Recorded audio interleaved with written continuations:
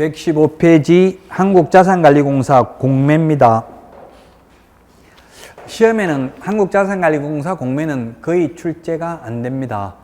공매라는 말도 공개매각이라는 뜻입니다. 즉 수의계약하고 반대되는 겁니다. 수의계약은 특정한 사람을 정해서 계약할 수 있는 게 수의계약이고요. 공매는 공개매각입니다. 자, 그래서 공매의 종류에 보면 1번 비업무용 부동산 공매, 그 다음에 방가로 2번, 그 다음 페이지에 보면 유입부동산 공매, 방가로 3번 압류부동산 공매가 있는데 이 중에서 거의 90% 이상이 압류부동산 공매입니다. 세금 체납해가지고, 즉 세금을 내지 않아서 실시하는 공매를 압류부동산 공매라고 합니다. 그 방가로 3번만 보면 국세징수법에 근거하여 행해지는 공매로서 세금을 내지 못한 체납자의 재산을 압류한 후 체납된 세금을 받기 위해서 국가기관 등이 자산관리공사의 공매 대행을 의뢰하는 공매입니다. 이게 거의 대부분이고요. 이 압류부동산 공매는 경매와 거의 절차가 비슷합니다. 즉 기업의 비업무용 부동산 공매, 다른 말로 하면 수탁부동산 공매가 되겠는데요.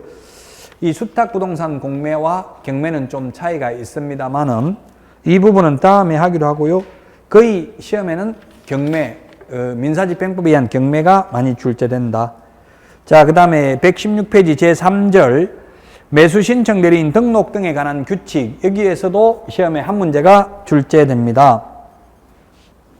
이게 노무현 정부 때 도입됐습니다. 옛날에는 2006년 1월 30일부터 도입됐는데 그 이전에 개업공개사가 이거 입찰 대리를 하게 되면 옛날에는 경매 브로커라고 해가지고 거의 구속됐었습니다. 옛날에 뉴스에 많이 나왔어요. 경매 브로커 구속됐다고. 근데 지금은 합법적으로 법인인 개업공개사와 공인중개사인 개업공개사가 지방법원에 매수신청 대리인 등록을 하고 지방법원장의 지도 감독을 받으면 이제 매수신청 대리를 합법적으로 할 수 있도록 바뀌었습니다. 그런데 지금 현재 우리나라에 9만여 명의 개업공개사가 있는데 이 중에서 법원에 매수신청 대리인 등록을 한 개업공개사 수가 1,300여 명밖에 안 된답니다. 극소수죠. 여러분들은 현업에 나가시면 이 매수신청 대리인 등록도 해 놓으시고 는 것이 바람직할 것입니다. 그러면 지방법원장이 준 매수신청 대리인 등록증을 중개사무소에 걸어만 놔도 훨씬 더 공신력이 있겠죠. 자, 117페이지 매수신청 대리인 등록 신청자 및 등록기관인데 등록 신청은 첫 번째 줄 마지막에 있는데 법인인 개업공개사와 공인중개사인 개업공개사만 매수신청 대리인 등록을 할 수 있습니다. 개업공개사의 종류가 세 가지가 있습니다. 개업공개사의 종류가 개업공개사, 줄여서 개공이라고 하겠습니다. 개업공개사의 종류가 세 가지가 있다. 첫 번째 법인인 개업공개사가 있고 법인 회사입니다. 그 다음에 공인중개사인 개업공개사가 있고 그 다음에 소위 중개인, 다른 말로 하면 법부칙 제6조 2항의 규정에 의해서 중개사무소 개설 등록을 한 것으로 보는 자, 소위 옛날부터 복덕방 하면서 자격증 없는 분들을 소위 중개인이라고 합니다. 그래서 이 중개인은 경공매 매수신청 대리가 불가능합니다. 법인하고 공인중개사인 개업공개사만 매수신청 대리가 가능하고 중개인은 매수신청 대리가 불가능하다. 왜냐하면 이 매수신청 대리를 하려면 좀 전에 공부했지만 민사집행법, 민사소송법 등을 공부해야만 되는데 중개인들은 자격증을 취득하지 않았기 때문에 민법이라든가 이런 것을 공부하지 않았죠. 그래서 매수신청 대리 해가지고 아까 인수되는 권리, 분묘기지권이 있는 것들을 잘못 낙찰받으면 오히려 손해볼 수도 있겠죠. 유치권을 주장하는 사람에게는 그 금액을 모두 변제해야만 내보낼 수가 있단 말이에요. 그걸 잘못하면 오히려 손해본다고요. 그래서 이 공부를 한 분들에게만 매수신청 대리를 허용하고 소위 중개인에게는 매수신청 대리를 허용하지 않습니다. 자, 매수 신청 대리 하려면은 네 번째 줄에 지방법원장에게 등록해야 됩니다. 지방법원장에게. 우리 중개사무소 개설 등록은 시장군수구청장에게 등록했습니다. 그래서 이미지가 보면 뭐 시장군수구청장은 돈 받고 뇌물 받고 구속됐다는 말 들어봤지만 법원의 법관이 뇌물 받고 구속됐다는 말은 거의 안 들어봤죠? 거의 없습니다. 그래서 법관들은 파워가 있어요, 없어요? 없다는 이야기예요. 시장군수구청장보다 사실상 파워가 없기 때문에, 돈을 주는 사람이 없기 때문에 안 받아먹는 거죠. 검찰은 돈을 많이 받아먹어요. 왜냐하면 검찰은 파워가 있잖아요. 검사 마음대로 재판에 회부하고 나오고 권한이 있어요. 그 판사는 오직 검사가 재판에 회부한 것만 판결하기 때문에 사실상 권한이 크지 않아요. 그래서 변호사들도 법관 출신 변호사보다는 검찰 출신, 검사 출신 변호사가 훨씬 비쌉니다. 수임료가. 왜냐하면 검사 출신은 아예 재판에 회부도 안 하게 하고 그냥 끝낼 수가 있거든요. 자, 그래서 어쨌든 그래서 국민들의 이미지 속에는 시장군수구청장보다는 법원을 훨씬 더 신뢰한다고요. 뉴스에 구속됐다는 말도 안 나오니까. 그래서 제가 지방법원장이 준 매수신청 대리인 등록증을 사무실에 하나 걸어놓으면 훨씬 공신력이 있다 이 말입니다. 자, 등록 요건입니다. 양가로 2번 117페이지에 보니까 공인중개사이거나 법인이어야 한다. 즉 중개인은 안 된다는 이야기고요. 그 다음에 중개사무소 개설 등록을 반가로 2번에 보면 해야 됩니다. 즉 나는 자격증을 취득했지만 중개업은 시시해서 못하겠다. 바로 매수신청 대리만 하겠다. 이거는 안 된다고요. 반드시 중개업을 하는 사람만 매수신청 대리인 등록을 할 수 있다고요. 자, 그 다음에 3번에 보면 실무교육 받아야 됩니다. 매수신청 대리 실무교육 받아야 되고요. 32시간 이상 44시간 이하 교육을 받아야 되고요. 4번에 보면 공제나 공탁, 보험에 가입해야 됩니다. 손해배상, 만약에 매수신청 대리를 하다 잘못하면 손해배상 해주기 위해서 보증보험 공제 또는 공탁을 가입해야 됩니다. 앞에 우리 중개업 할 때 가입한 금액하고 똑같습니다. 법인은 2억 원 이상, 분사무소 1억 원 이상, 공인중개사인 개업공인중개사 1억 원 이상 가입을 해야 됩니다. 보증보험 공제, 공탁.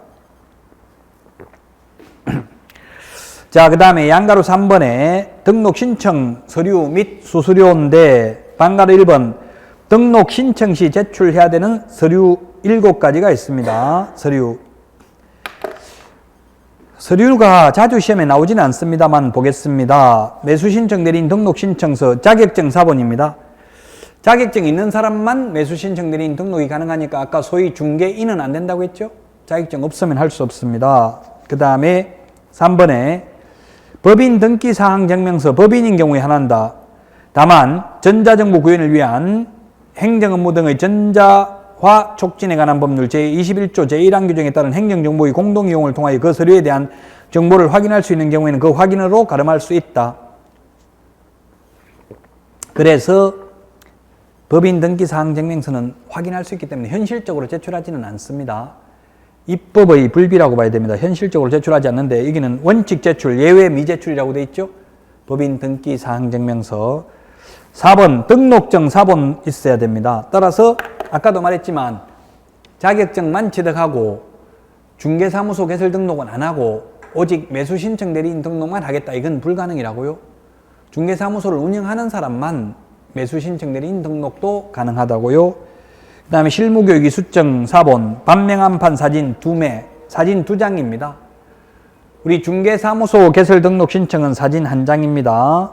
그 다음에 7번에 보면 보증보험 공제, 공탁 가입했다는 증명서 제출하여야 합니다. 자, 맨 밑에 양가로 4번 실무교육입니다. 실무교육은 우리 중개업 교육제도가 5가지가 있습니다. 교육제도 5가지.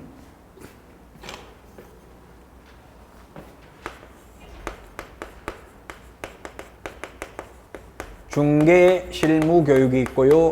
경매 실무교육, 다른 말로 매수신청들이 실무교육이 있고요. 그 다음에 연수교육이 있고 직무교육이 있고요.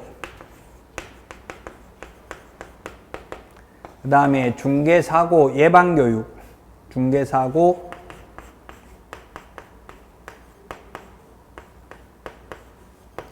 중개사고 예방교육이 있습니다. 이 중개실무교육은 중개업을 하기 전에 미리 받아야 되는 거고요. 옛날에는 사전교육이라고 했습니다. 또는 소속공인중개사로 고용되기 전에 미리 받아야 되는 게 중개실무교육입니다. 경매실무교육, 요거는 28시간 이상, 32시간 이상 받아야 되는데, 매수신청대리 실무교육은 이것도 미리 받아야 됩니다만은 32시간 이상, 44시간 이하입니다.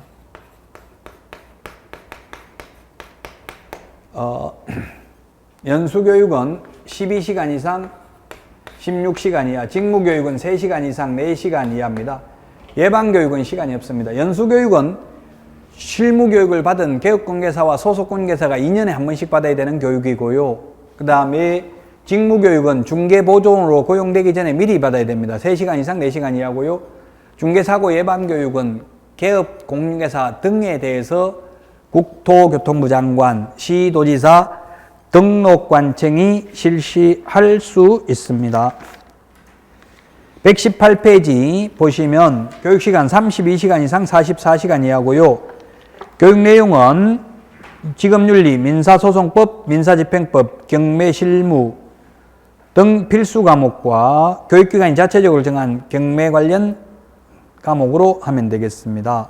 평가해야 되고요.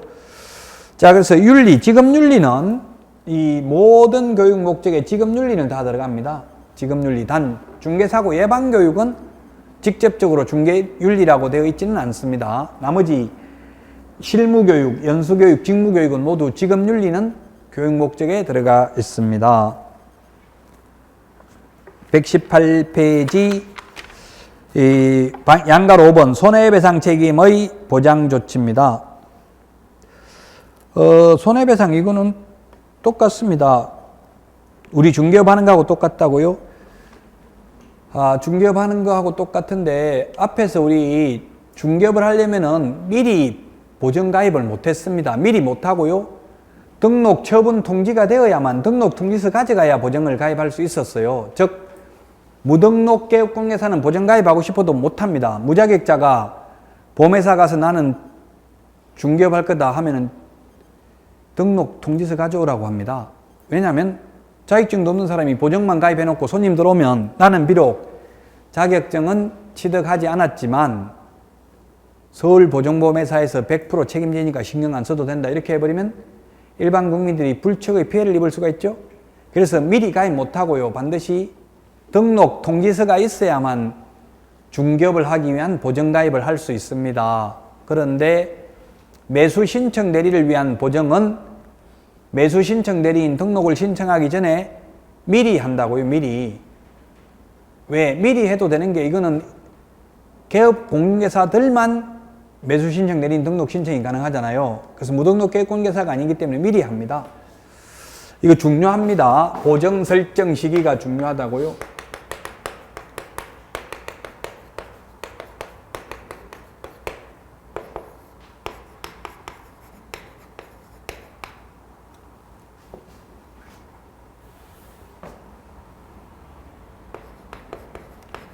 중개사무소 등록 신청이 있고요.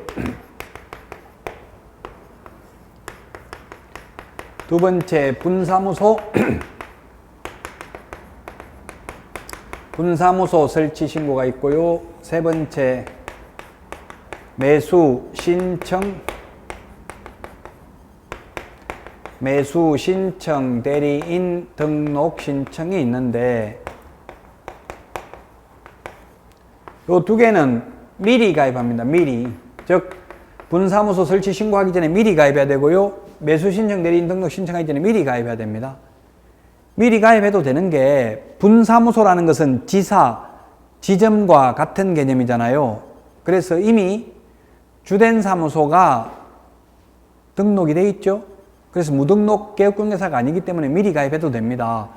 매수 신청 대리인 등록 신청도 공인중개사인 개업공개사나 법인인 개업공개사만 매수 신청, 대리인 등록 신청을 할 수 있죠.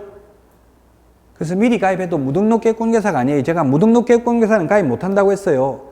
그런데 이 중개사무소 개설 등록 신청은 미리 못하고요. 등록 처분이 있은 날로부터 등록증 교부 전 등록증 교부 전에 보정 설정을 하고 등록증을 교부받아야만 중개업을 할 수 있습니다. 보정 설정 시기가 다릅니다.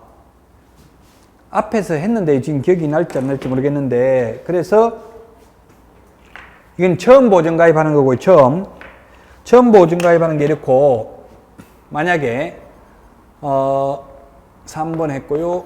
보정의 변경,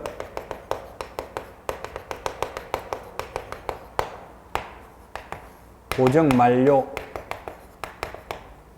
그 다음에 손해배상 해주고 재설정입니다.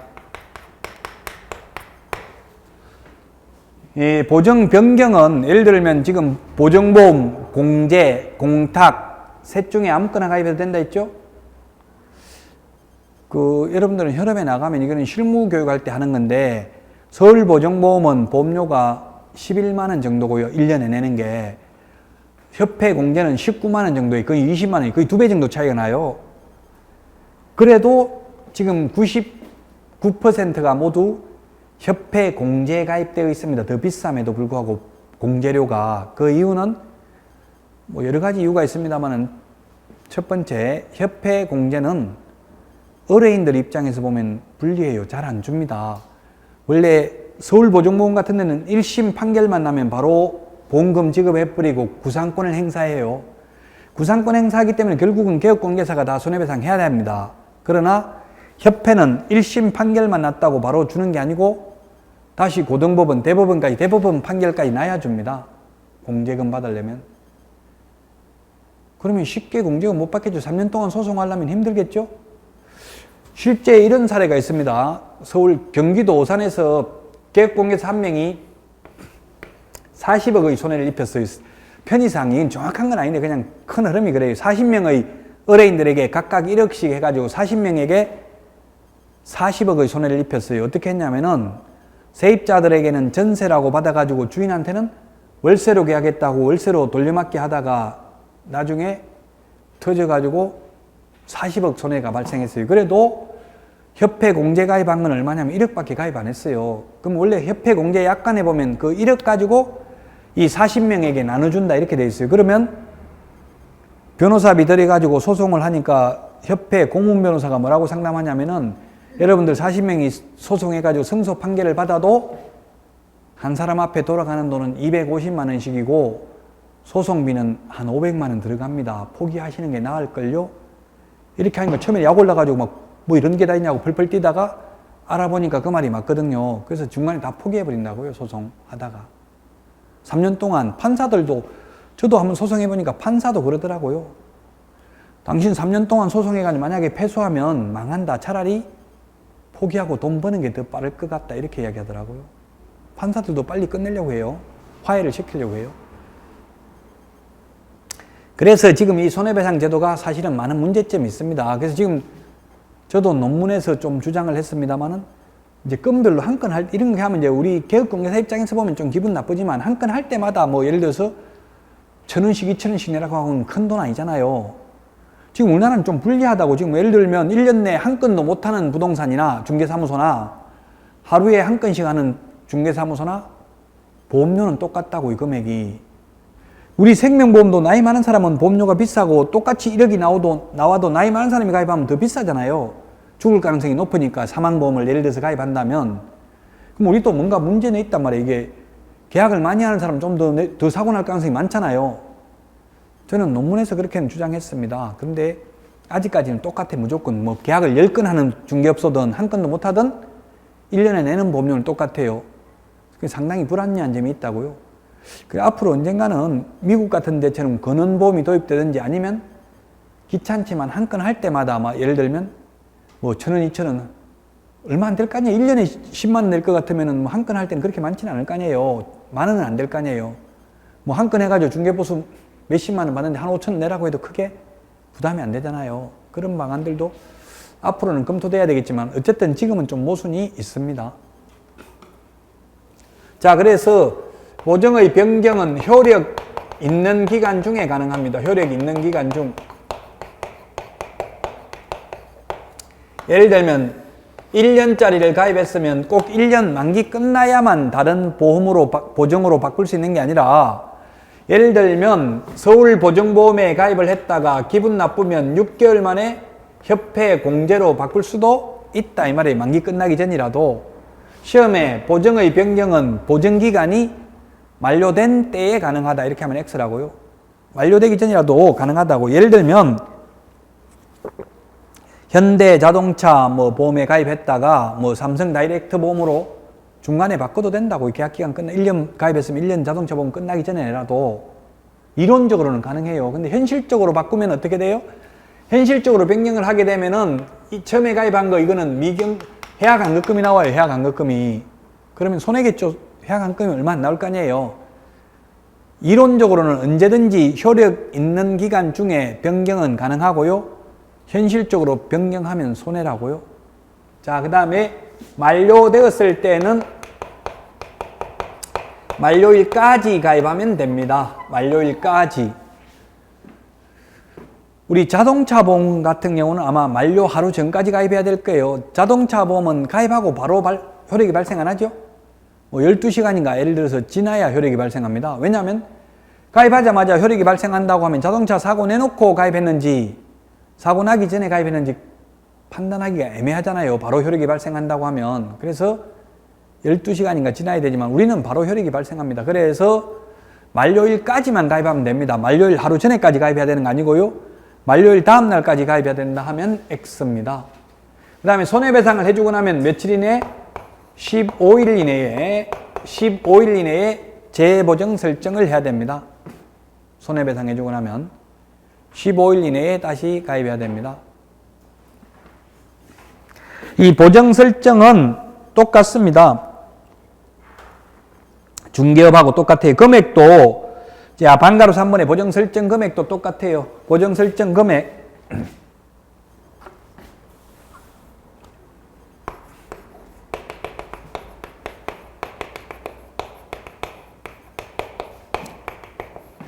보정 설정 금액이 있는데 법인이 있고 그 다음에 법인의 분사무소가 있고요. 그 다음에 개인이라고 하면 공인중개사인 개업공개사가 있고요. 공인중개사. 그 다음에 소위 중개인이 있고요. 그 다음에 지역농협이 있습니다. 지역농협. 옛날에 단위농협을 지금은 지역농협이라고 하죠.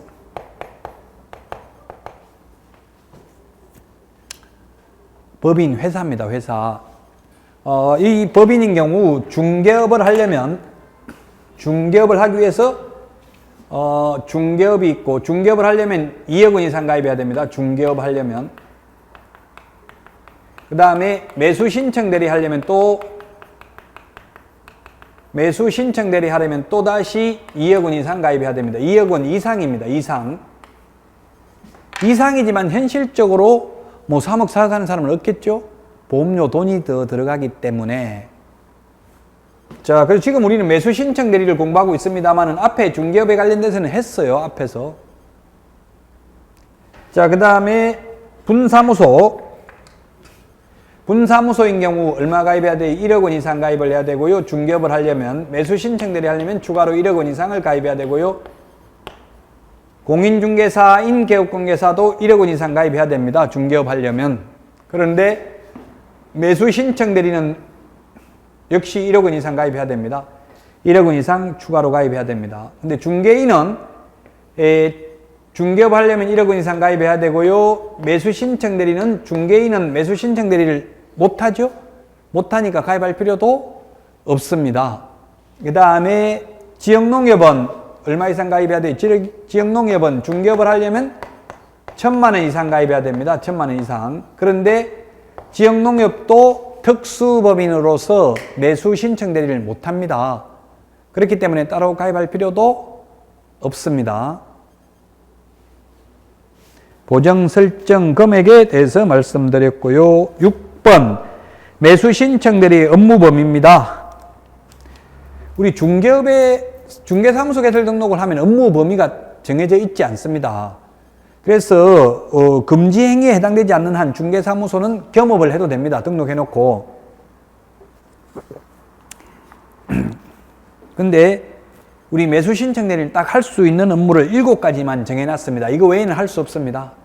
우리 중개업은, 중개사무소 개설 등록은 특별히 금지하고 있지 않는 것은 뭐든지 해도 된다고요. 예를 들면 중개사무소 개설 등록을 해놓고 옆에 식당업을 하든 뭘 하든 특별히 제한이 없습니다. 자, 매수 신청 대리 제한이 있는데 첫 번째, 방가로 1번에 매수 신청 보증의 제공할 수 있습니다. 매수 신청 보증금이 얼마라고 했어요? 앞에서 매수 신청 대리 보증금이 최저 매각 가격의 10분의 1, 한국자산관리공사 공매 매수 보증금은 입찰가, 응찰가 또는 매수 신청 가격의 10분의 1, 항고 보증금은 매각 대금의 10분의 1입니다.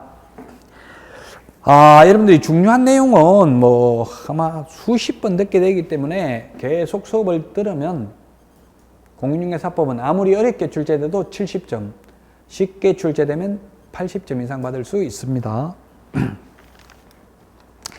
방가로 2번 입찰표 작성 및 제출입니다.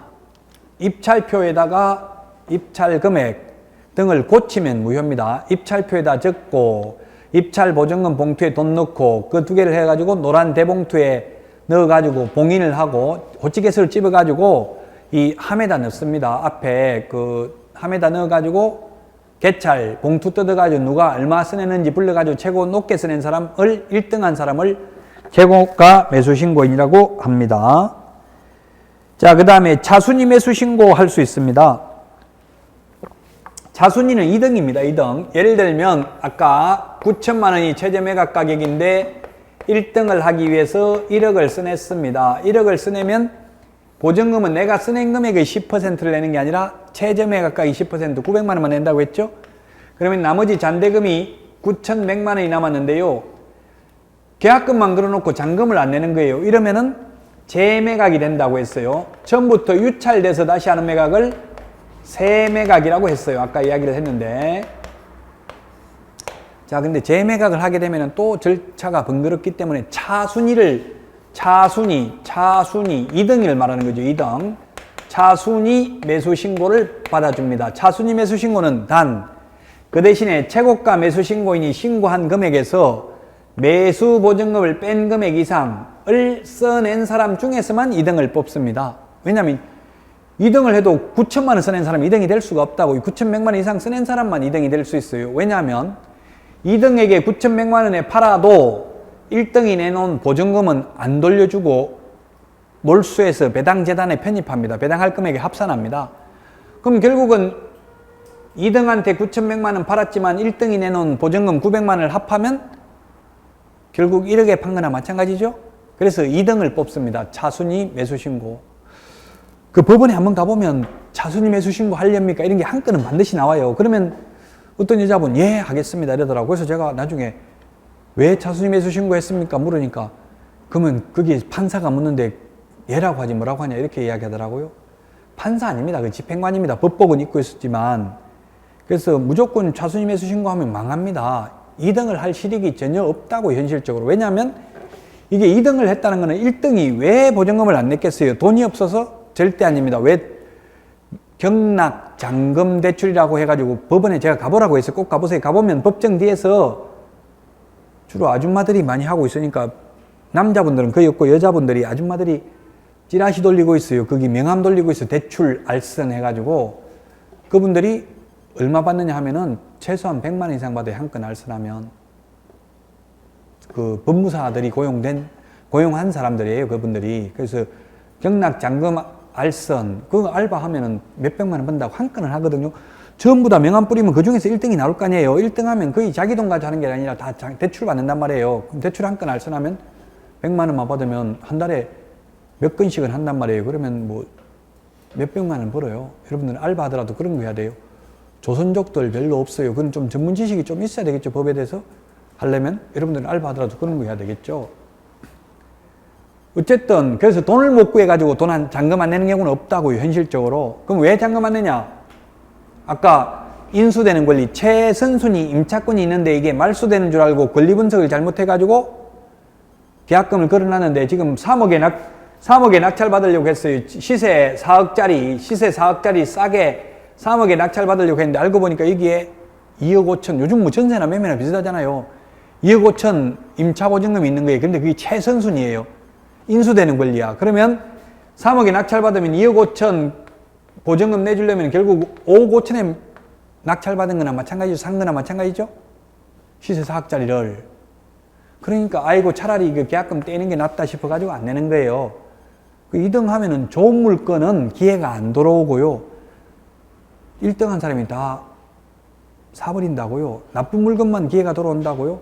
그리고 이 보증금 걸어놓은 것도 안 돌려줘요. 나중에 1등 한 사람이 돈 다 낼 때까지. 그래서 현실적으로는 자수님 매수 신고를 할 실익은 없다고요.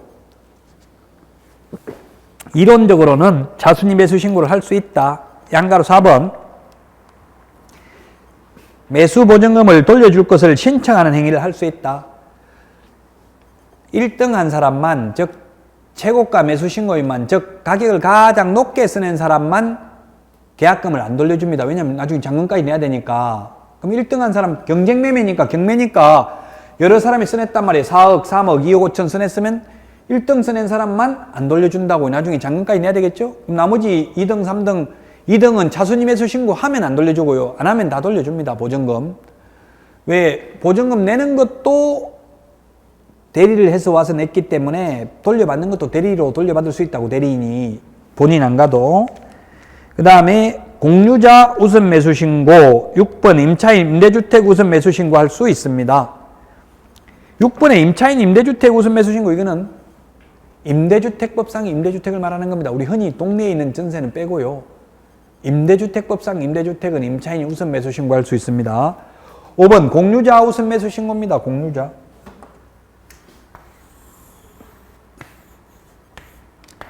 A, B, C가 있습니다. 그래서 경매 격언에 돈 벌려면 특수 이해관계인이 있는 물건은 쳐다보지 말라, 이런 격언이 있습니다.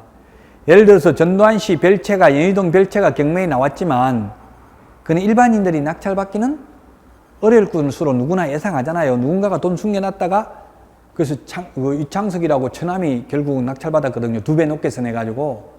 그런 거는 괜히 해봐야 그거 조금 높게 써내가지고 그 권리분석하러 다닌다고 돈만 썼겠죠. 차비만 들어갔겠죠. 누가 보상 안 해줍니다. 그래서 특수 이해관계인이 있는 물건을 쳐다보지 말라는 격언이 있어요. 그래서 사실 아까 뭐 민법에서 공유, 합유, 총유 이런 게 있는데, 공유면 예를 들어서 A, B, C가 공유인데 이 공유 지분이 경매에 나왔어요. 매물로. 이런 경우에 만약에 내가 갑이라는 사람이 이걸 1억에 낙찰받겠다, 1억을 써내서 가장 높게 1등을 했다고요. 그러면 이 A나 C는 가만히 있다가 느닷없이 그 가격에, 즉 네가 써낸 1억에 내가 살게, 이렇게 할 수 있다고. 다른 공유자들이. 왜냐하면 공유라는 것은 공동명의로 등기가 돼 있다는 이야기거든요. 이렇게 한 이유는 왜냐하면 전혀 모르는 낯선 사람하고 공유를 해가지고 서로 싸우는 것보다는 그래도 서로 평소 알고 있던 사람들끼리 같이 소유하도록 해주는 게 바람직하잖아요. 그래서 공유자 우선 매수 신고를 할 수 있다. 따라서 이런 공유 물건은 가급적이면 경매에 입찰에 참여 안 하는 게 바람직하겠죠. 다른 공유자들이 우선 매수 신고해버리면 이때까지 돌아다닌 거 돈만 들어갔다고요. 자, 그 다음에 7번 공유자 또는 임대주택 임차인의 우선 매수 신고에 따라 자순위 매수 신고인으로 보게 되는 경우 그 자순위 매수 신고인의 지위를 포기하는 행위를 할 수 있다. 포기 안 하면 보증금 안 돌려주거든요. 포기하면 보증금은 돌려받을 수 있겠죠? 그게 뭐냐면, 자, 내가 갑이라는 사람이 1등을 했어요. 1등을 최고 높게 써냈어요. 그러니까 A나 C가 느닷없이 내가 그 가격에 살게, 서로 또 둘이 서로 싸우면 둘 다 내가 살게 하면 이 공유 지분에 따라서 안 분해서 살 수 있습니다. 둘 다 지분이 3분의 1씩 똑같다면 5천만 원씩 5천만 원씩 우선 매수 신고하면 되겠죠? 그래서 이렇게 우선 매수 신고를 하면 이제 A가 했다고 하면 이 사람이 1등이 됩니다. 처음에는 이게 1등이었는데 1등이 바뀌어버렸죠. 이제 우선 매수를 신고해버렸으니까 공유자가 최고가 매수 신고인이 되게 되었죠? 그러면 원래 최고가 매수 신고인은 차순위 매수 신고인으로 보게 됩니다. 가격은 둘 다 1억을 써냈지만 2등이 돼버린다고, 이 사람이. 다른 공유자를 1등 시켜주니까. 그럼 2등이 되면은 차순위 매수 신고인으로 보게 되잖아요. 그러면 그 차순위 매수 신고인의 지위를 포기해야만 보증금을 돌려받을 수 있다고. 포기 안 하면 최고가 매수 신고인이, 즉 1등 한 사람이 잔금 다 낼 때까지 기다려야 돼요. 잔금 안 내면 자기한테 기회가 돌아오겠죠? 빨리 포기하는 게 좋겠죠. 돈이라도 돌려받아야지. 한 달, 두 달 돈 묶여 있다는 이야기예요. 자, 이런 7가지 행위를 할 수 있습니다. 그러면 시험에 만약 나온다면 다음 중 매수 신청 대리 행위, 매수 신청 대리 범위가 아닌 것은, 이렇게 시험에 나온다면 답은 소송 대리가 될 가능성이 많습니다. 소송 대리. 소송 대리는 할 수 없다고요. 명도 소송, 배당이 소송, 항고 소송 대리는 할 수 없습니다. 인노명령 신청 대리도 못합니다. 인노명령도 일종의 재판 절차라고 했죠? 재판 절차를 대행할 수는 없다고요. 왜냐하면 재판 절차에는 변호사만 대리할 수 있어요. 법률행위 대리를 업으로 할 수 있는 게 변호사죠? 요즘 리멤버 이런 거 드라마라도 좀 보세요. 그러면 그 법정에서 일어난 일 실제 그렇게 하고 있거든요. 변호사하고 검사하고 형사사건이면 서로 싸우잖아요. 형사사건이면. 그러면 판사가 그 두 사람 이야기 들어보고 하는 거고, 그 형사사건이 리멤버에 나오는 거는, 민사사건은 원고, 피고라고 부르고, 형사사건에는 피고인이라고 부르죠. 피고인이라고 부르고, 형사사건의 원고는 검사입니다. 민사사건에는 원고, 피고가 다 따로 있고요.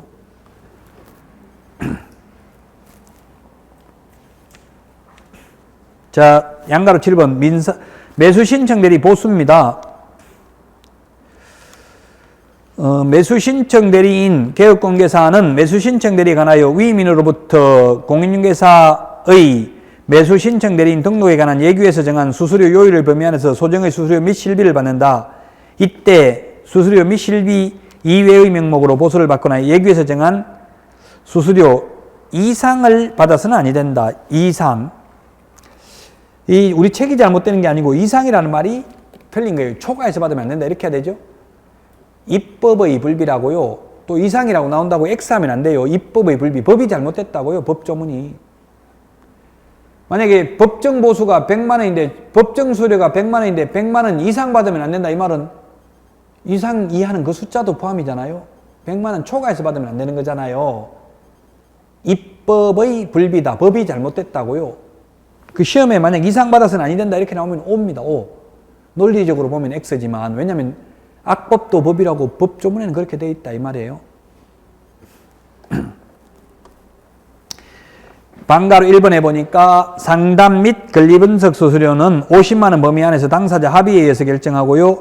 그 다음에 매수 신청 대리 수수료는 감정가 1% 또는 최저매각 가격 1.5% 중에서 낮은 금액도 아니고 높은 금액도 아니고 합의에 의해서 받을 수 있습니다. 그 다음에 낙찰받지 못한 경우 50만 원 범위 안에서 당사자 합의에 의해서 받을 수 있습니다. 방가로 3번 실비입니다.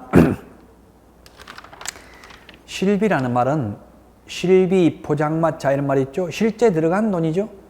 자, 매수 신청 대리 대상물, 권리관계 등의 확인 또는 매수 신청 대리 실행과 관련하여 발생한 실비를 30만 원 범위 안에서 당사자, 이건 협의라고 되어 있는데 법조문에는 합의입니다. 합의에 의해서 받을 수 있습니다. 물론 합의, 협의, 특별한 의미는 없습니다. 여기서는. 다만 매수 신청 대리에 필요한 통상의 실비, 확인 설명을 위한 등기부 열람 비용, 건거리 교통비, 식대 등은 수수료에 포함되는 것으로 보고 받을 수 없다.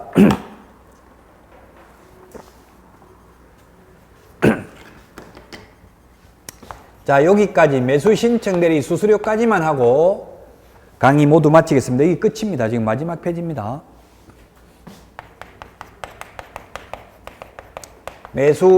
다 읽어본 내용을 다시 한번 정리하는 겁니다. 우리 공인중개사법에서 중개 수수료는 중개 보수로 바뀌었습니다. 용어가. 수수료라고 하면 장사꾼 냄새가 나고 보수라고 하면 왠지 전문가 느낌이 든답니다. 그래서 변호사 보수라고 하잖아요. 성공보수. 근데 매수 신청 대리는 지금 1,300여 명밖에 안 됩니다. 우리나라에. 그래서 이걸 한번 매수 신청 대리 규칙 예규를 만들어 놓고 개정을 안 했습니다. 개정 고치질 않았다고 한 번도. 그러다 보니까 입법의 불비, 좀 전에 이상이 아니라 초과라고 했죠. 잘못된 게 굉장히 많아요. 그래서 이것도 수수료도 어떤 면에서 보면 보수로 바꾸는 게 바람직한데 안 바꿨어요. 지금 매수 신청 대리 규칙 예규에는 여기는 수수료라고 되어 있습니다. 중개 수수료만 어떻게 받겠다고요? 중개 보수라는 용어로 바뀌었습니다.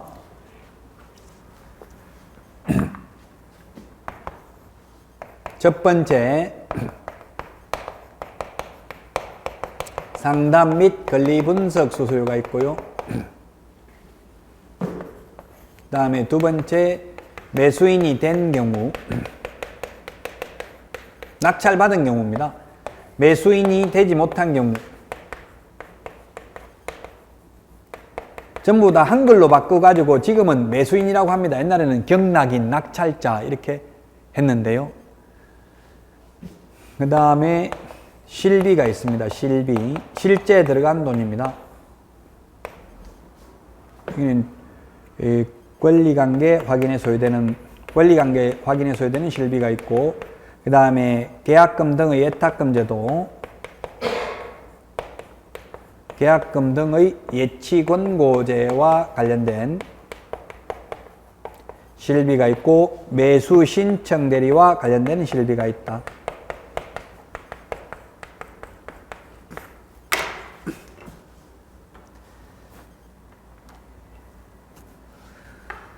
상담 및 권리 분석 수수료는 50만원 범위 내에서 당사자 합의에 의해서 받을 수 있습니다. 매수 신청 대리에서는 합의라는 말을 쓰고요. 중개 보수에서 실비는 협의라는 말을 씁니다. 중개 보수는 협의. 협의와 합의는 조금 법적으로는 다릅니다. 사실 우리 여야 합의한다고 하지 여야 협의한다는 말은 안 하죠. 협의라는 거는 그냥 다수의 원리에서 그냥 처리하는 게 협의입니다. 협의할 필요도 없잖아요. 그냥 해가지고 그 손들어 해가지고 그냥 표결 처리하는 게 협의입니다. 합의는 전부 다 100% 합의가 돼야 돼요. 뜻이 합해져야 돼요. 그러나 여기서 우리 공인중개사법에서는 지금 합의, 협의, 특별한 구분의 실익은 없습니다. 이거 괜찮죠? 변호사 지금 제 아는 사람 저보고 하도 상담해달라고 해서 저도 뭐 논문 쓰고 바빠서 못해주겠다. 변호사 가서 물어봐라 했더니만 변호사 상담료 10만원 받는다 하더라고요. 10만원.